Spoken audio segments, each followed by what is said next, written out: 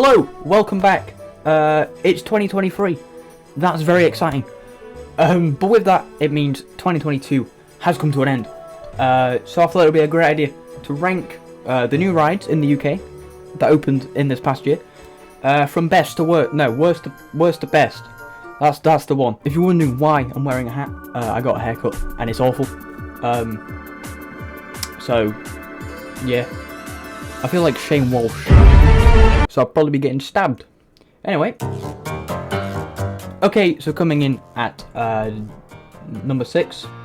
I think it's number 6. We have the Alton Towers CBeebies Land Editions expansion thing. I don't really know. Which was Hey Duggee, Jojo and Gran Gran, and Andy's Dinosaur Dig.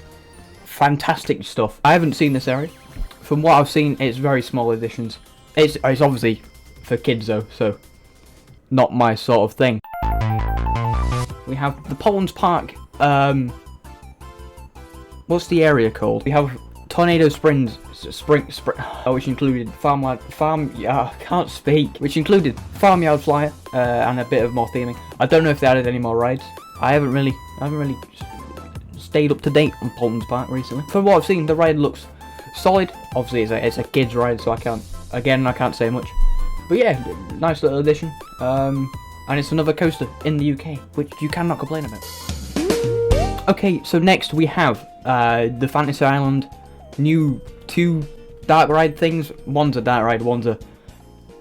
I don't know what to call it. From what I've seen of them, Harrington Flints looks great. It's a solid dark ride.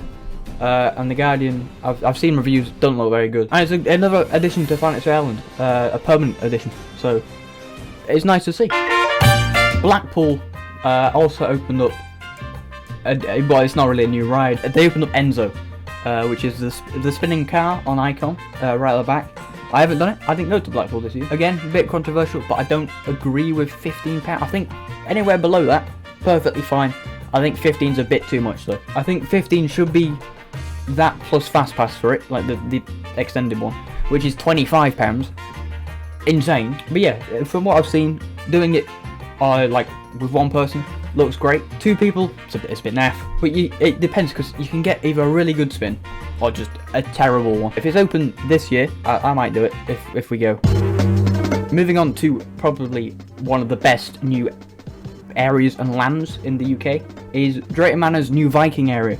They've got like 4 new rides, I think. Loki, this one, I don't know how to say it. Thor and Sleipnir. They look great. Loki, I think is the Zamperla thing. That looks great. I want to do one of them. I've done a Zamperla. Is it a Zamperla? One of the disco things. I've done one of them before. I've done a few of them. So not too fussed, but it's another good ride. And they've got like little horse Los Patrilos ride, which I don't know what to say about them. Yeah, the whole area greatly themed. They did very well with it, and it looks great. It's Drayton Manor expanding a lot, and it's nice to see, because they almost died a couple of years ago. So the best new UK coaster, or right, it is a coaster, is Sick Flamingo Land. I have done this one. This is one of a few that I have actually done on this list. In fact, it's the only one I have done. It's a good ride. It's overhyped. It's way too overhyped. It's not as good as people say it is, but it's a very good coaster. It's just the final 2 inversions. They kill you. It is so painful. Going through the Heartline roll, the first 3, it's fine. They dig into you a little bit, but it's bearable. The last one, because it doesn't rotate fully and it like banks out at the end, painful. And then the final one cuts you in half. It's terrible. But yeah, it's a good ride. I do like it, and it's another big coaster we have in the UK, even though it should have opened about 7 years ago. So that will conclude this list. Thank you all for watching. It's a very short video. I will be uploading more this year, hopefully. I've been getting into it a little bit.